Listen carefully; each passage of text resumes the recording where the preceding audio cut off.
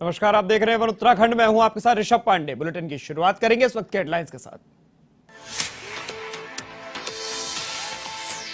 मसूरी स्थित एलबीएस राष्ट्रीय प्रशासनिक अकेडमी में भाजपा सरकार का 3 दिवसीय चिंतन शिविर। मंत्रियों के साथ आला अधिकारियों ने किया विकास के रोडमैप का मंथन। निचले इलाकों में जाकर स्थानीय समस्याओं को दूर करने पर भी चर्चा।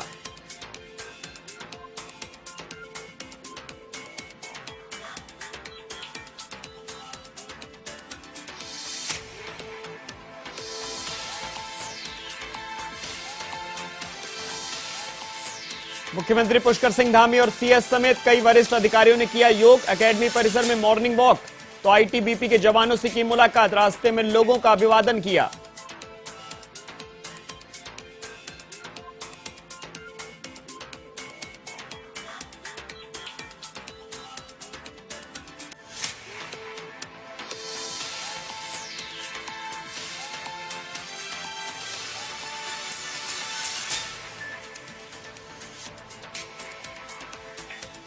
विधानसभा अध्यक्ष ऋतु खंडूड़ी भूषण की प्रेस वार्ता। भर्ती घोटाले के फैसले को हाईकोर्ट की ओर से सही ठहराने पर जताया आभार। विधानसभा से 228 पद किए थे निरस्त।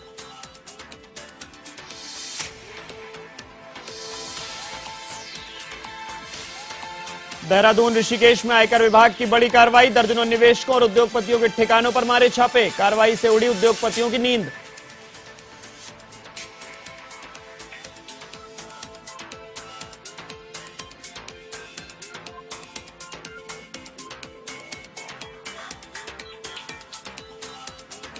उत्तराखंड में हाई स्कूल एवं इंटरमीडिएट बोर्ड परीक्षाओं को लेकर बैठक। प्रैक्टिकल परीक्षाएं फरवरी में तो लिखित परीक्षाएं मार्च और अप्रैल में। पूरे प्रदेश में 1333 बनाए गए परीक्षा केंद्र।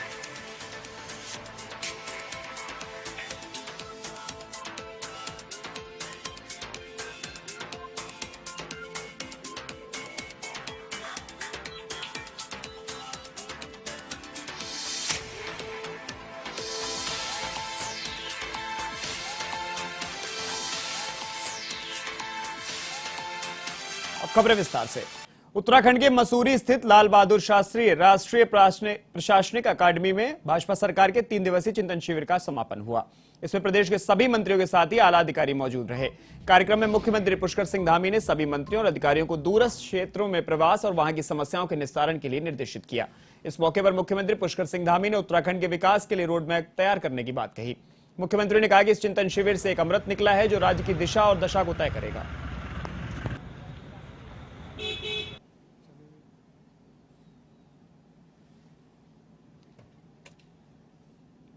सभी हमारे विभागों के अधिकारियों ने अपने अपने स्तर पर अपने सभी ने यहाँ पर प्रेजेंटेशन दिए। अंत में बहुत एक सकारात्मक वातावरण तैयार हुआ है। हमारे दूरस्थ क्षेत्रों में, ग्राम सभाओं में इन सबको कैसे आदर्श बनाया जाए, सरलीकरण, समाधान और निस्तारण सभी सरल किया जाए और माननीय प्रधानमंत्री जी की परिकल्पना अनुसार एक कार्य व्यवहार, कार्य संस्कृति यहाँ पर डेवलप होगी, जो निश्चित रूप से आने वाले समय में हमारा जो सशक्त उत्तराखंड और रजत जयंती और 5 साल और अगले 10 सालों का जो रोड मैप है उस पर सभी विभाग काम कर। देहरादून में लाल बहादुर शास्त्री प्रशासनिक अकेडमी में योगा शिविर का आयोजन किया गया, जिसमें मुख्यमंत्री पुष्कर सिंह धामी, मुख्य सचिव एस संधू और कई वरिष्ठ अधिकारियों ने योग किया। इस मौके पर योग प्रशिक्षकों के द्वारा सभी को योग के विभिन्न आसन कराए गए और मुख्यमंत्री पुष्कर सिंह धामी सहित अधिकारियों ने योग के आसनों का अभ्यास किया। वहीं धामी ने अकेडमी परिसर के अंदर मॉर्निंग वॉक की। इस दौरान वह अकेडमी के गेट तक गए और मुख्य सुरक्षा में तैनात आईटीबीपी के जवानों से मुलाकात कर उनकी कुशलक्षेम पूछी। इस दौरान रास्ते मिले लोगों का अभिवादन स्वीकार करते रहे। इसके बाद मुख्यमंत्री ने अकेडमी परिसर में ही राउंड लगाया और यहां पर स्थापित पूर्व प्रधानमंत्री स्वर्गीय लाल बहादुर शास्त्री की प्रतिमा के पास पहुंचकर नमन किया।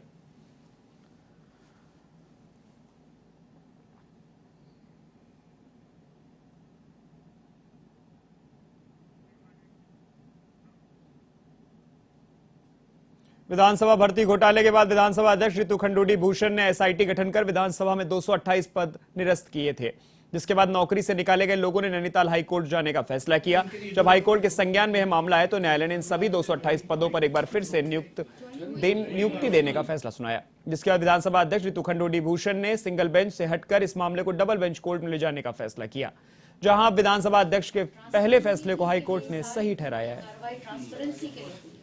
उस ट्रांसपेरेंसी के लिए हम माननीय उच्च न्यायालय के डबल बेंच में गए। वह आशा के अनुरूप माननीय उच्च न्यायालय ने फैसला लिया और सिंगल बेंच के स्टे ऑर्डर को खारिज कर दिया है। मेरा यह निर्णय किसी व्यक्ति विशेष के विरुद्ध नहीं था, बल्कि उस प्रक्रिया से है जो न्याय संगत नहीं है, वह संविधान विरुद्ध है। जिस प्रदेश के लाखों युवाओं की समानता का अवसर नहीं मिल पाया। अभी माननीय उच्च न्यायालय के ऑर्डर की प्रति नहीं मिली है, इसलिए अभी ज्यादा कुछ कहना ठीक नहीं है। वह मामला अभी भी माननीय उच्च न्यायालय के विचाराधीन है।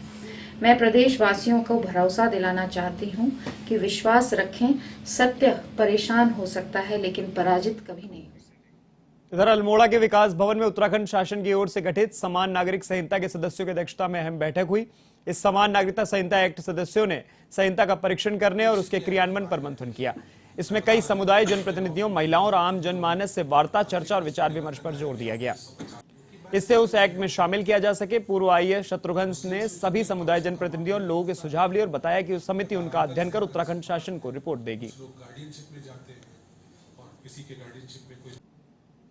व्यक्तिगत नागरिकों को नियंत्रित करने वाले कानून हर व्यक्ति को, हर परिवार को कहीं न कहीं स्पर्श करता है।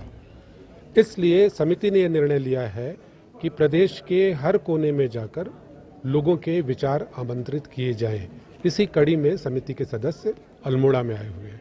आप लोगों को ये भी बता दें कि लिखित रूप में सभी लोगों के सुझाव मांगे गए थे, हजारों की संख्या में। बल्कि मैं उत्तराखंड वक्फ बोर्ड के अधीन राज्य में संचालित 103 मदरसे अगले साल से नए कलेवर में निखरे नजर आएंगे। सुबह 6:30 बजे से 7:30 बजे तक धार्मिक शिक्षा और इसके बाद 8 से दोपहर 2 बजे तक यह सामान्य विद्यालयों की भांति संचालित होंगे। बोर्ड ने इनमें एनसीईआरटी के पाठ्यक्रम के साथ ही ड्रेस कोड भी लागू करने का निर्णय लिया है। बोर्ड के अध्यक्ष आदाब शम्स के अनुसार अंग्रेजी माध्यम वाले स्कूलों की तर्ज पर ड्रेस कोड तय किया जाएगा। यह कैसा होगा, क्या रंग होगा, इन बिंदुओं को लेकर बोर्ड मंथन में जुटा है। उन्होंने यह भी बताया कि बोर्ड ने 7 मदरसों को मॉडर्न बनाने का निश्चय किया है। जो वक्फ बोर्ड के 103 मदरसे हैं उसमें पूरी तरह से इंप्लीमेंट करेंगे। ये हम क्योंकि एग्जाम्पल के तौर पे इन्हें वक्फ बोर्ड खुद चला के दिखाएगा, फिर बाद में जो कमेटियां होंगी वो अपने हिसाब से चलाएंगे। हम तो एक एग्जाम्पल सेट करना चाह रहे हैं और मुझे उम्मीद है कि उत्तराखंड के सारे मदरसे फिर इसी तर्ज पे आगे चलेंगे। हमने चयनित कर लिए हैं मदरसे, प्रोसेस स्टार्ट हो गया है। माननीय मुख्यमंत्री जी ने, माननीय मंत्री जी ने और माननीय शिक्षा मंत्री जी से वार्ता रह गई है। हमें लगता है कि मॉडर्न मदरसे ग्रुप में उन्होंने हमें आश्वस्त किया है कि जो भी करना होगा, जो सहायता आपको चाहिए होगी, वो सरकार आपको पूरी ईमानदारी से आपके साथ है। आयकर विभाग ने गुरुवार को देहरादून, ऋषिकेश, दिल्ली और सहारनपुर में बड़ी छापेमारी की। इसमें टैक्स चोरों में हड़कंप मच गया। आयकर विभाग ने इस कार्रवाई में प्रॉपर्टी डीलर के 3 दर्जन से अधिक ठिकानों पर रेड मारी। इसमें देहरादून के प्रॉपर्टी डीलर मंजीत जौहर, राज लुम्बा, मेहता ब्रदर्स, नट्स भाटिया, नवीन कुमार मित्तल और नितिन गुप्ता के ठिकाने और घरों पर कार्रवाई हो रही है। देहरादून में आयकर विभाग के एडिशनल डायरेक्टर ठाकुर मपवाल और डिप्टी डायरेक्टर रितेश भट्ट के नेतृत्व में छापे की कार्रवाई शुरू हुई है। इधर बेनामी संपत्ति का पता लगाने की इस एक्शन में आईटी अधिकारियों ने किसी तरह की जानकारी देने से इनकार कर दिया।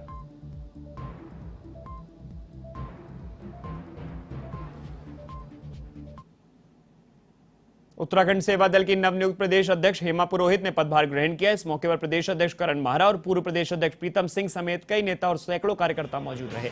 मीडिया से बात करते हुए हेमा पुरोहित ने कहा कि प्रदेश में जितने भी ज्वलंत मसले हैं उनको लेकर सेवा दल सड़कों पर उतरकर सरकार का विरोध करेगी। साथ ही कहा कि अंकिता भंडारी हत्याकांड, उत्तराखंड अधीनस्थ सेवा चयन आयोग पेपर लीक मामला, विधानसभा बैकडोर भर्ती समेत तमाम मसलों को लेकर सेवा दल मुखर रहेगा और संगठन के लोगों को एकजुट रखना उनकी महत्वपूर्ण जिम्मेदारी रहेगी। कोई प्रदेश अध्यक्ष एक छोटे से कांग्रेस के कार्यकर्ता को ये बात, मैं समझती हूँ कि हम लोग कांग्रेस की नीति को जन जन तक पहुँचाने का काम करेंगे और कांग्रेस सेवा दल उसी मजबूती से काम करेगा जैसे उसने आज़ादी के टाइम पे किया था। जैसे हम पहले लड़े थे गोरों से, अब लड़ेंगे चोरों से। तो हमारा यही उद्देश्य रहेगा कि जो उत्तराखंड भ्रष्टाचार से व्याप्त हो गया है, भ्रष्टाचार मुक्त उत्तराखंड बने। और आप देख रहे हैं जैसे अंकिता हत्याकांड, केदार भंडारी, किरण, लगातार ऐसी घटनाएं घट रही हैं। भारतीय जनता पार्टी कद्दावर नेता और पूर्व प्रशिक्षण प्रमुख मनोज पाठक के आवास बिठौरिया में नवनियुक्त प्रदेश महामंत्री आदित्य कोठारी का स्वागत किया गया। इस मौके पर जिला अध्यक्ष प्रताप बिष्ट, प्रदेश प्रवक्ता हेमंत द्विवेदी, प्रकाश रावत, मीडिया प्रभारी चंदन बिष्ट का अभिनंदन किया गया। मनोज पाठक ने कहा कि नवनियुक्त प्रदेश महामंत्री, जिला अध्यक्ष, प्रदेश प्रवक्ता सहित भारतीय जनता पार्टी के तमाम नेताओं के संयुक्त प्रयासों से संगठन और अधिक मजबूत होगा। साथ ही सरकार की कार्य योजनाओं को भी पार्टी का हर कार्यकर्ता जन जन तक पहुंचाने का काम कर रहा है।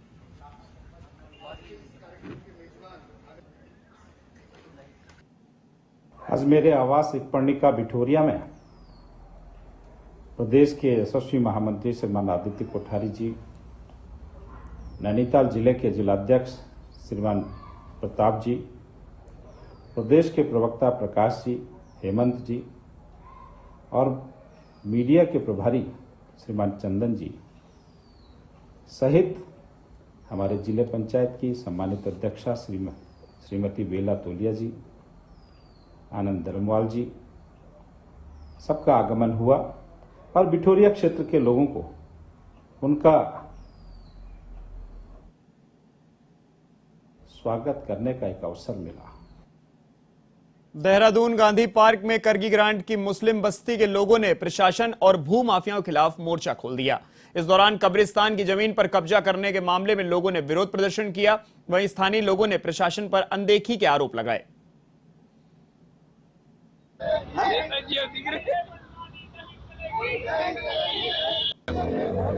बढ़िया से गिफ्ट दिलवा रहे हैं दो चार बिजल बनाए।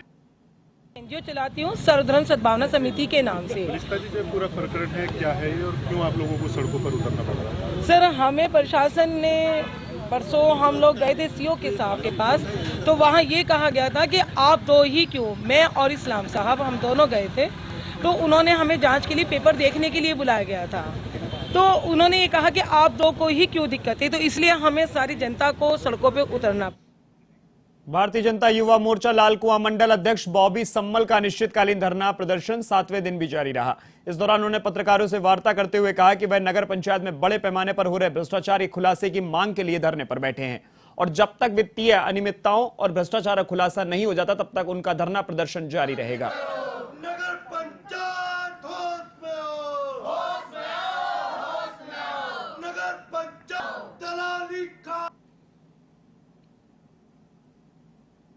देहरादून के गांधी पार्क में लापता केदार भंडारी मामले को लेकर परिजन गांधी प्रतिमा के सामने धरने पर बैठ गए।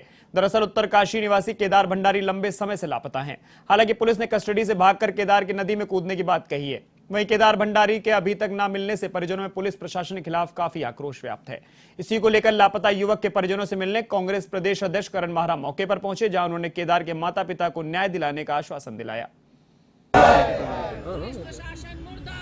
मुर्दाबाद मुर्दाबाद, केदार हम शर्मिंदा हैं, तेरे कातिल जिंदा है।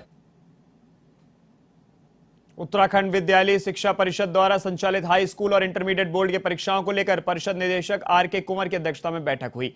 बैठक में प्रदेश भर के मुख्य शिक्षा अधिकारियों ने शिरकत की और आर.के. कुंवर ने बताया कि वर्ष 2023 में संपन्न होने वाली बोर्ड परीक्षाओं की प्रयोगात्मक परीक्षाएं फरवरी महीने में करवाई जाएंगी, जबकि लिखित परीक्षाएं मार्च और अप्रैल में कराई जाएंगी। उन्होंने बताया कि पिछले साल की अपेक्षा इस वर्ष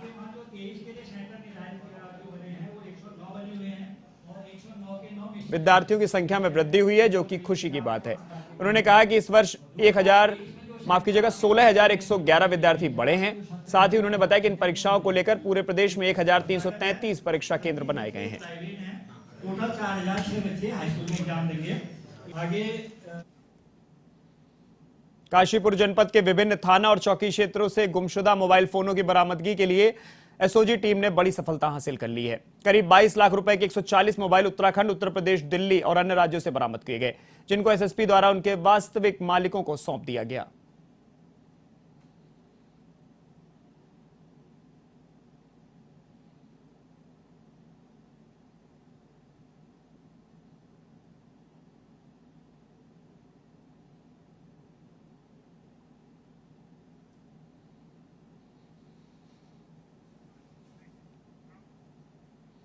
बाजपुर कोतवाली पुलिस ने न्यायालय के आदेश का उल्लंघन करने पर 3 धार्मिक स्थलों पर चालान करने की कार्रवाई की। साथ ही पुलिस ने 3 धार्मिक स्थलों को नोटिस जारी किए हैं। इस दौरान पुलिस ने धार्मिक स्थलों की कमेटी को न्यायालय के आदेशों की पालन करने की चेतावनी दी।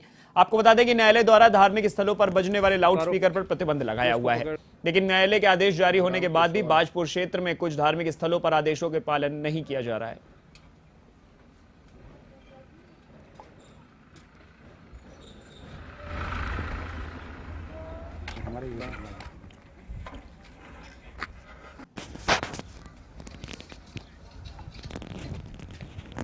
उतारो, लो उसको पकड़।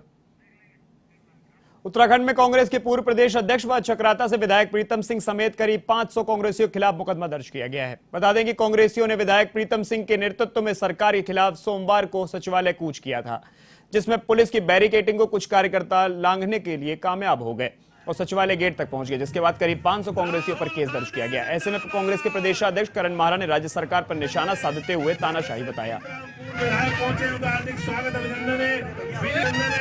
प्रोफेसर जीतराम पूर्व विधायक पहुंचे, उनका हार्दिक स्वागत अभिनंदन है। यशपाल आर्य जिंदाबाद। दमनकारी सरकार है और फासिस्टवादी लोगों की जब सरकारें आती हैं वो इसी तरीके के काम करते हैं। क्या गलत कर रहे थे कांग्रेस के कार्यकर्ता? जब अंकिता भंडारी केस में सबूतों को मिटाया जा रहा है, फॉरेंसिक जांच के लिए एक भी तथ्य नहीं जुटाया गया, ये खुद पुलिस ने माना है। चार्जशीट पुलिस दर्ज नहीं कर पाई। केदार भंडारी की अभी तक बॉडी नहीं मिली, उसको पुलिस अभी रक्षा से बच्चा गायब हुआ है। जिस प्रदेश में SSC का घोटाला हो रहा है, जिस प्रदेश में विधानसभा का भर्ती घोटाला हो रहा है, उसमें अगर कांग्रेस का कार्यकर्ता जांच की मांग करता है, कार्रवाई की मांग करता है, तो कहाँ दिक्कत है? लेकिन हठधर्मिता है, उनको मिलने का मौका नहीं दिया गया। सचिवालय कूच मामले में कांग्रेस नेता प्रीतम सिंह समेत कई कार्यकर्ताओं पर मामला दर्ज किया गया है, जिसके कांग्रेस द्वारा भाजपा की दमनकारी नीति बताया जा रहा है। कांग्रेस की प्रदेश प्रवक्ता गरिमा दसौनी ने बताया कि संविधान ने विपक्ष को यह अधिकार दिया है कि वह आंदोलनों के माध्यम से अपने विचार प्रकट कर सकता है, लेकिन यदि भाजपा के खिलाफ कोई अपने विचार रखता है तो उसकी आवाज को दबाने की कोशिश की जाती है। वहीं भाजपा के प्रदेश मीडिया प्रभारी मनवीर सिंह चौहान ने कहा कि कांग्रेस की ओर से जो आरोप लगाए जा रहे हैं वह सभी निराधार हैं। सरकार पर कोई दबाव नहीं है और कानून और नियम के तहत कार्य किया जा रहा है।